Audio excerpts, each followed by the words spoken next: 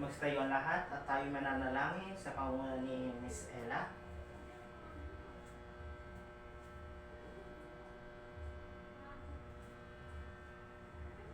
Okay? Good morning, class. Oo. Kamusta ang lahat? Okay, magaling. Bago kayo magsupo, pulutin ang kalat sa harap, likod at ilalim ng inyong mga upuan. Okay? Oo. Okay? Magsupo ng lahat at ako yung mag-check ng inyong mga attendance. Sabihin ng present kung tinawag ko ang inyong pangalan. Naintindihan ba, class? Oh. Okay. Oh. Okay, very good. Lahat ay nandito. Walang lumibas sa ating klase. Magaling. Ngayon ay tutungo tayo sa ating nakaraang discussion. Oh. Ano ba ang ating discussion? Sino nakakalala tungkol sa pagpapahalaga sa paggawa ng pagpaplano sa pag-aalaga ng hayop bilang pagkakakitaan? Anyone? Oh yes, Miss Pert. Okay, very good. Para si Miss Pert. Okay, ang pagpapahalaga sa pagpaplano sa paggawa ng plano ay dapat isa natin ang kondisyon ng mga alaga natin. At the same time, dapat may sapat na supply ng pagkain at tubig. At syempre, dapat nasa maayos na lugar na may sapat na masisilungan. Okay, very good. At ngayon ay magpapakita ko sa inyo ng larawan at o-obserbahan nyo kung ano ba ang nasa larawan. Intindihan ba, class? Okay? Oh, pamilyar ba kayo na sa hayop na nasa larawan? Okay? Anong hype ang nasa larawan? Yes, Mr. Carlo. Okay. Ang nasa larawan ay isang kalabaw. Oh. Sa tingin nyo, ano bang ginagawa ng kalabaw sa ating larawan? Yes, Miss Jacin. Okay, very good. Ang kalabaw ay katuwang o katulong ng mga magsasaka sa pagbubungkal ng lupa upang tamnam ito ng iba't ibang pananim tulad ng mais, palay, at iba pa. Paano ba natin maihahantulad ang kalabaw sa ating bilang mga Pilipino? Yes, Miss Lyra. Okay, very good. Ang kalabaw ay masipag, matyaga, maaasahan sa mga gawain tulad ating mga Pilipino kung saan tayo ay mga masisipag sa paghanap buhay at tayo ay at the same time tayo rin ay maaasahan at matiyaga sa buhay. Okay, very good. Okay, ngayon ay handa na ba kayo sa ating panibagong aralin? Pero bago yan, may ideya na ba kayo kung ano ating magiging aralin ngayong araw? Okay, malapit na. Okay, ang ating magiging aralin ngayon ay mga hayop na maaaring alagaan sa tahanan at komunidad na may dalang paa, pakpak at buntot. Okay, sabi dito, ang pag-aalaga ng mga hayop ay dapat isaalang-alang ng lugar, lokasyon at klima para sa kaligtasan, kaginhawaan at kaayusan ng inyong mga alaga.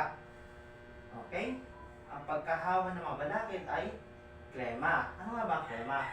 Kaya ang klema ay katangian ng panahon sa isang takdang lugar o relihiyon. Ang klema daw ay isang katangian ng panahon kung ito ba ay isang lugar ba is mainit or maulan ba or maganda ang panahon doon. Okay? Kung saan pag maganda ang panahon, pwede tayo mag-alaga ng mga hayop. Okay? Pangalawa is lokasyon. Ano nga ba ang lokasyon? Lokasyon ay ito ay tumutukoy sa kinaroroonan ng isang partikular na lugar. Okay? Sabi dito ang lokasyon na ay tumutukoy sa isang kinaroroonan ng isang partikular na lugar. Halimbawa, kung sa bundok ka o sa tabing dagat, okay? Pag sa bundok ka, ay pwede tayo mag-alaga ng mga hayop kung saan marami mapagkukuhanan ng pagkain. Okay? Ano ba? Okay, very good. Ang pag-aalaga ng poultry o isda ay isang gawaing makatutugon sa pangunahing pangangailangan sa pagkain at mapagpapaunlad sa kabuhayan ng mag-anak o ng isang pamilya. ito rin maaari rin maging silbing libangan. Sabi dito ay ang pag-aalaga daw ng hayop o poultry o isda ay isang gawain na makakatugon o makakatulong sa pang-araw-araw na buhay o pangangailangan ng buong pamilya o ng isang pamilya. At the same time, pwede din siyang isang libangan. Kung wala kang ginagawa, pwede kang mag-alaga ng mga manok, kainin mo sila, or let's say, paramihin natin, paparamihin sila. Okay ba? Naiintindihan ba, class? Okay. Okay, narito ang mga hayop na pwedeng alagaan sa bahay, komunidad, or sa bakuran. Una ay ang manok. Ba't nga ba dapat tayo mag-alaga ng mga manok? Yes, pwede na kayo? Okay, very good. Mahalaga mag-alaga ng manok dahil ang manok ay pwede siyang gawing hanap buhay o pwede siyang pagkakitaan. Okay, dahil bukod sa nagbibigay ito ng karne o ng pagkain sa ating pang-araw-araw na buhay, yung mga ito dito ay pwede natin siyang ibenta sa mga pamilihan. Diba sa ngayon, diba? Naghanap yung pagtitinda ng mga itlog. Siyempre sa binibili natin sa store. Diba? Ngayon ay ang pangalawa ay pato. Wait. Anyone? Sino nakakaalam ano ang pagkakaiba ng pato sa itik? Oh, okay. Yes, Miss Rose. Very good. Ang pato ay kulay puti. Ang itik ay kulay itim. Ang pato ay kagaya rin siya ng manok, kung saan pwede siyang kainin at the same time yung itlog din ito. O ang itik naman, okay, ang itik ay kagaya ng pato, manok, kung saan pwede siyang kainin at the same time yung mga ito nito ay ginagawang produkto, especially yung nabibili natin sa mga sari-sari store, yung balot, penoy at itlog na pula o itlog na maalat. Okay? Ang pang-apat na halimbawa ay ang pugo. O, sino nakakita sa inyo ng pugo? Anyone? Okay, wala. Ang pugo ay kasing karing tulad lang siya ng maliit na sisiw, kung saan hindi na siya lumalaki. Okay, hindi na siya lumalaki. O, sino nakakita ng itlog ng pugo? Taas kamay. Sino? Okay. Oh, very good. Yung itlog ng pugo ay nakikita natin sa nagtitinda ng balot, kung saan kasama siya ng balot, penoy. Yung itlog ng pugo ay maliit lamang, ngunit ito ay batik-batik. Okay ba? Okay, very good. Ngayon ay panglimang halimbawa ay ang tilapia. Ang tilapia ay pwede siyang nabubuhay sa tubig tabang. Diba? Oh, okay, very good. Alam naman natin na ang mga isda ay nabubuhay sa tubig alat, kagaya ng mga bangus, makuha ng isda. Pero may nabubuhay din sa tubig tabang. Ito nga tulad ng tilapia at ng hito. Ang tilapia ay mabilis lamang alagaan, kung saan 2 months o 3 months ay pwede siyang i-harvest o anihin, kung saan pwede natin siya itinda sa pamilihan. Okay ba? O, paano ba alaga ng ang tilapia? Okay? Ang pag-aalaga ng tilapia ay pwede tayo gumawa ng fish pond sa ating likod bahay, kung saan, o di kaya sa ilalim ng poultry natin, kung saan yung mga dumi ng manok natin ay pwedeng gawin ng pagkain. Diba? At habang nag-alaga ng manok, sa ilalim nun ay nasa ang ating palaisdaan, kung saan nakakatipid tayo ng pagkain ng tilapia. Okay? Naintindihan ba ka sa ating discussion? Okay, very good. At ngayon ay basahin natin ang maikling talata at sagutin natin ang mga katanungan. Pwede na ba kayo? Okay. Boys at the back. Makinig ba? Okay, makinig. Okay? Si Mang Kanor ay tubong hulugan. Ang kanilang pangunahing ikinabubuhay ay pangisda. Mayroon din siyang maliit na palaisdaan sa kanilang bakuran. Bukod sa alagang niyang tilapia, mayroon din siyang alagang 4 na itik, 4 na manok, 3 pato at 5 pugo. Napakalaking tulong nito sa kanilang pamilya. Bawat isang itik ay nagkakahalaga ng 300 pesos. 200 naman sa manok, 400 naman sa pato, at 500 naman sa pugo. Masayang-masaya ang pamilya ni Mang Kanor dahil sa tulong ng mga alagang hayop nila sa kanilang pamilya. Oh, naintindihan ba ang ating yung binasa kong talata? Oh, okay, very good. Okay, ating sagutin ang mga gabay na tanong tungkol sa ating binasang talata. Oh, ano-ano mga hayop ang nabanggit sa talata? Oh, yes. Simon. Okay, very good. Ang mga hayop na nabanggit sa talata ay tilapia, pato, itik, pugo, at manok. Para sa number 2 na tanong, ano ang pangunahing ikinabubuhay ni Mang Kanor? Yes, Miss Mary. Okay, very good. Ang pangunahing hanap buhay ni ikinabubuhay ni Mang Kanor at ang kanyang pamilya ay pangingisda at pag-aalaga ng mga hayop tulad nga ng mga pato, itik, manok at tilapia. So number 3, sino sasagot? Okay? Yes. Ang tanong sa number 3 ay ilang itik, pugo, manok at pato ang alaga ni Mang Kanor? Yes, Miss Jasil. Okay. Si Mang Kanor ay may alagang 4 na itik, 4 na manok, 3 pato, at 5 pugo. Question number 4. May 4 na itik at 4 na alagang manok si Mang Kanor. Ang bawat isang itik ay nagkakahalaga ng 300 pesos. Ang manok naman ay nagkakahalaga ng 200 bawat isa. Ilan lahat ang kabuuang kita niya pag nabenta niya ito lahat? Sabi daw doon.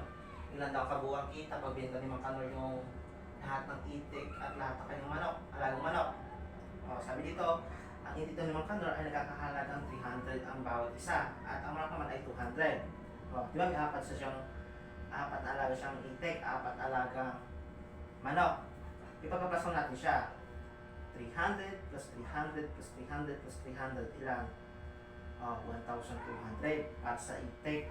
Sa manok naman, 200 plus 200 plus 200 plus 200. Yan lahat, 800.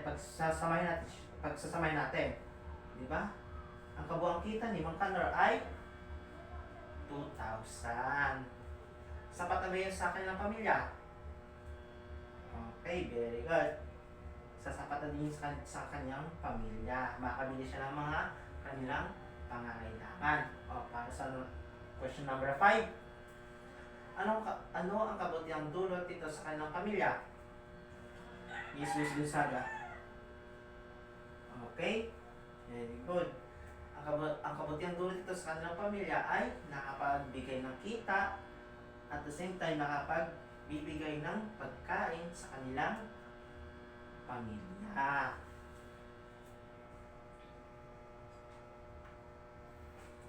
Naintindihan ba ang ating discussion? Ating lesson ngayon?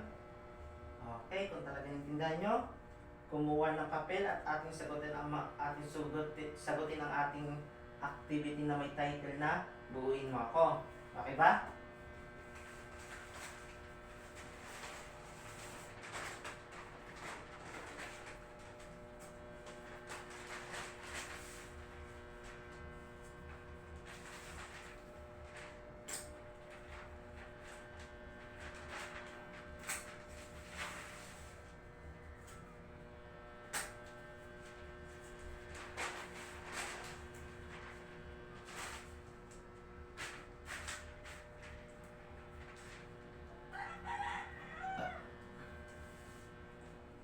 Okay? Ito ang ating panuto. Iwasto ang pagkakasulat ng mga hayop na maaaring alagaan sa bahay o sa bakuran sa bawat bilang sa pamamagitan ng pagsasaayos ng mga titik sa bawat salita o anong gagawin.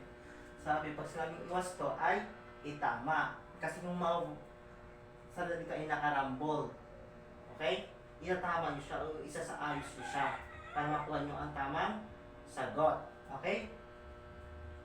Meron naman kayo ng minuto para tapos ng inyong activity. At atin na chichikan yan katapos nyo. Okay ba? Maliwanag? Okay. Magsimula na. Okay? Tapos na ba lahat? Okay. Atin na chichikan. Sino susumagot sa number 1? Basahin mo na bago sabihin ang sagot. Yes, Miss Jenny Rose. Okay, ano ang sagot? Tama kayo ang pugo? Okay. Ang number 1 ay pugo.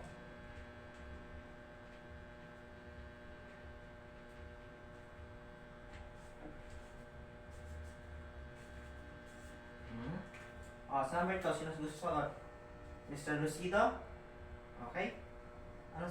Basahin mo na bago sabihin ang sagot. Okay. Tama kaya ang itik? Sabi ni Mr. Lucido? Okay. Tama sagot ay itik.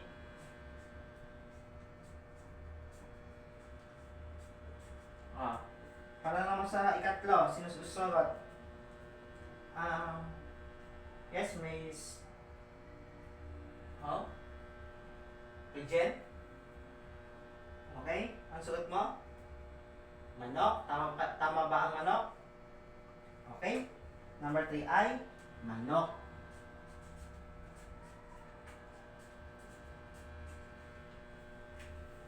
Para sa ika-4.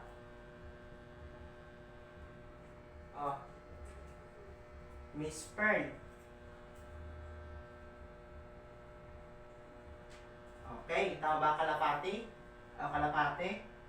Okay. Number 4 ay kalapati.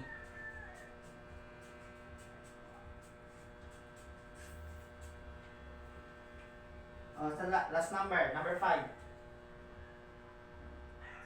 Miss Rausa. Okay? Sagot ay tilapia. Tama ba ang tilapia? Okay, tilapia.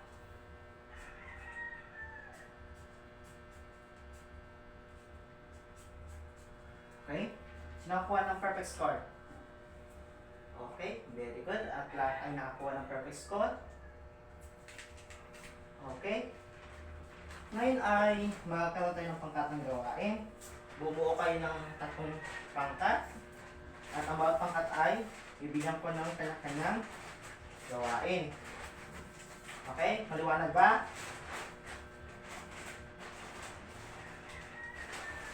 Okay. Bumuha kayo ng pangkat. Sabihin sa akin kung tapos nakabuo na kayo ng 3 pangkat ha.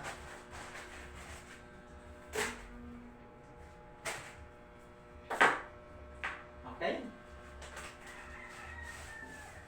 Nakabuo na ba? Okay. Para sa pangkat ng gawain ay ito.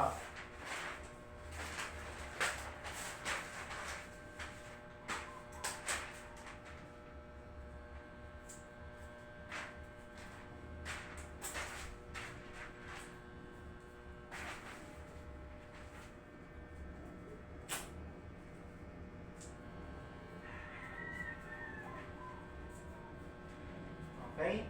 Para sa pangkat 1 o sa pangkat 1 ay sumulat ng isang tula, nagpapahayag ng kabutiang dulot sa mag-anak ng pag-aalaga ng hayop tulad ng manok, pato, itik at tilapia. Pangkat 1, naintindihan ba ang inyong gagawin? Okay. Para naman sa pangkat 2, gumawa ng isang slogan na nagpapahayag ng pagpapahalaga at pagmamahal sa mga alagang hayop. Di ba? Familiar naman kayo pag sinabing slogan? Okay. Para sa pangkat 3 ay kumuhit ng mga hayop na maaaring alagaan sa inyong tahanan at bakuran at tukuyin ang pangalan ng bawat isa. Okay, pangkatatlo. Naiintindihan ba ang inyong gagawin? Okay? Bago kayo magsigawa, narito ang inyong pamantayan.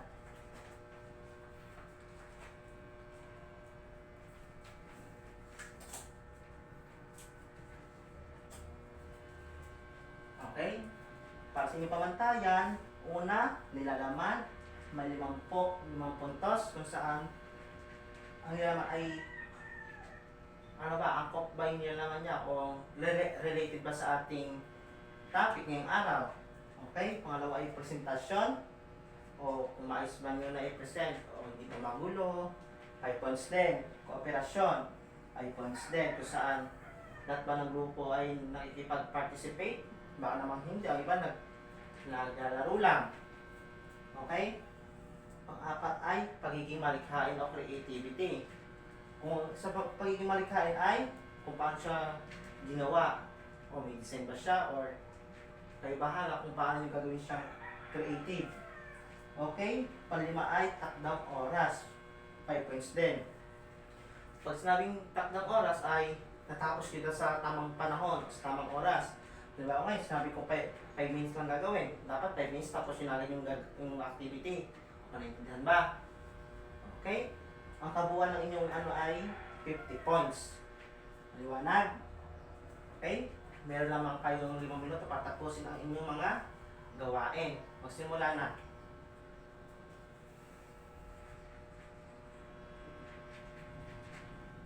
Okay? Tapos na ba lahat? Okay. Magsimula na mag-present yung pangkat una o pangkat 1. Okay? Pakanaw natin ang pangkat 1. Tatlong bagsak. 1, 2, 3. 1, 2, 3. Very good, very good, very good. Ulit. 1, 2, 3. 1, 2, 3. Very good, very good, very good. Ikalawang pangkat. Mag-present na. Okay? Very good. Pangkat ikalawa. Bigyan sila ng Darna clap. 1, 2, 3. 1, 2, 3. Ding, ang bato? Darna. Okay. Sa last group na magpipresent. Okay? Very good. Bigyan ng pangkatatlo ng wow clap. 1, 2, 3. 1, 2, 3. Wow! Oh, wow! Okay, ang lahat ay maganda pinakita at yung mga presentasyon ay napaka maganda at na maayos naman. Ipagpatuloy nyo lang ganitong mga gawain. Okay?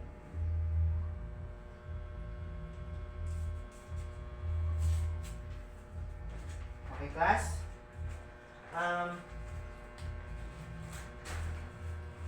Ano nga ulit yung mga hayop na pwedeng alagaan sa tahanan o sa bakuran o sa komunidad na maaaring makatulong sa ating pamilya? Anyone? Yes, Mr. Pineda. Okay. Very good. Sabi ni Mr. Pineda,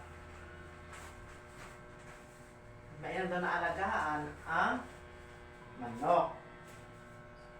Kasi daw, bukod sa bibigay ito ng pagkain, at the same time, yung mga ito dito ay pwedeng pagkakitaan or pwedeng ibenta sa pamilihan. Sino pa? Yes, Mr. Aaron. Okay? Very good, Mr. Aaron. Sabi ni Mr. Aaron ay bukod daw sa mga manok, itik, pato, mainam doon na alagaan ay ang mga isda tulad ng tilapia kung saan mabilis lang itong lumaki at pwede siyang i-harvest 2 to 3 months, diba? Mabilis lang kitaan sa pagkaalaga ng isda kung saan pwede mo siya itinda sa palengke. Okay? Magaling at lubos nyo naintindihan ng ating discussion ngayong araw. Sana sa susunod na talakayan ay ganyan din kayo na active sa ating klase. At ngayon ay kunin ang inyong, kumuha ng malinis sa papel at sagutan ng ating maikling pagsusulit. Okay? Ito ang ating panuto. Unawain ang sumusunod na mga tanong at isulat at titik ng tamang sagot. Okay, class? Naintindihan ba? Okay? Pero naman kayo ng minuto para tapos ng ating maikling pagsusulit at atin na yung chisikan yan. Okay ba? Okay. Magsimula na. Okay? Tapos na ba ang lahat? Okay, kung tapos na atin nang chisikan. Sino gusto sumagot sa number 1? Taas ang kamay. Yes. Mr. Lucido, basahin mo na at sabihin ng yung sagot. Okay? Anong sagot mo? B? Tama ba ang B? Okay, ang tamang sagot ay B. Para naman sa number 2, sino gusto sumagot? Miss Lyra.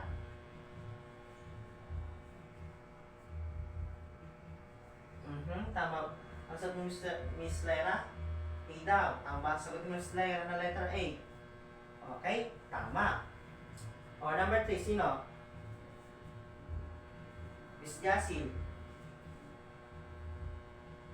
Okay?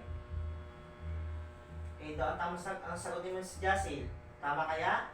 Tama ba, class? Okay, ang sagot sa number 3 ay A.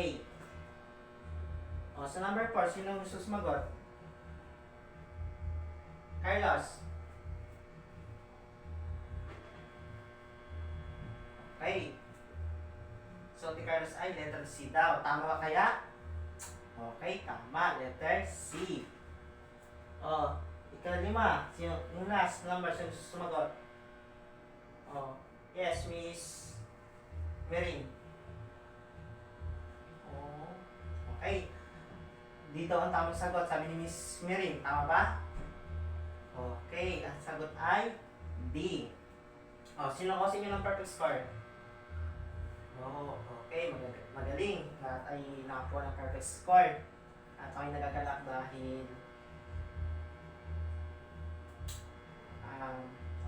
dahil naunawaan at marami kayong natutunan sa ating aralin ngayon. Okay? At ngayon ay kunin ang inyong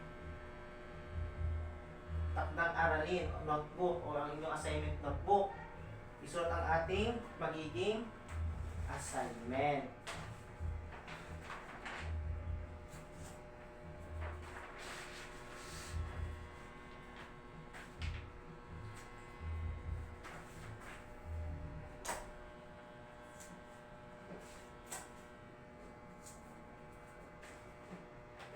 Okay?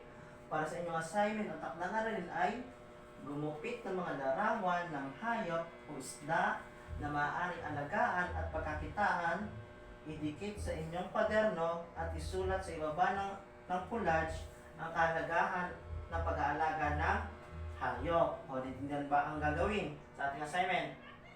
Okay, pag sinabing collage ay, di ba sabi ito, gumupit kayo ng mga larawan ng hayop o isda. Pag sinabing collage kasi, yung parang iba't ibang picture siya o iba't ibang larawan na hayop na ang ginupit nyo. Pagsama-samahin nyo siya. Tapos sa ilalim nun ay ilalagay nyo kung ano yung kahalagahan ng pag-aalaga ng hayop. Nagigits na ba? O naiintindihan na ba ang ating assignment o pang-aralin? Okay. May katanungan ba? Okay, kung wala na, magsita yung lahat at tayo ay manalangin ng pagtatapos.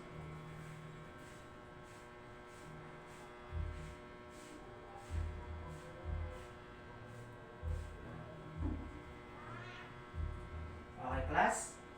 Goodbye, class. Okay, see you tomorrow.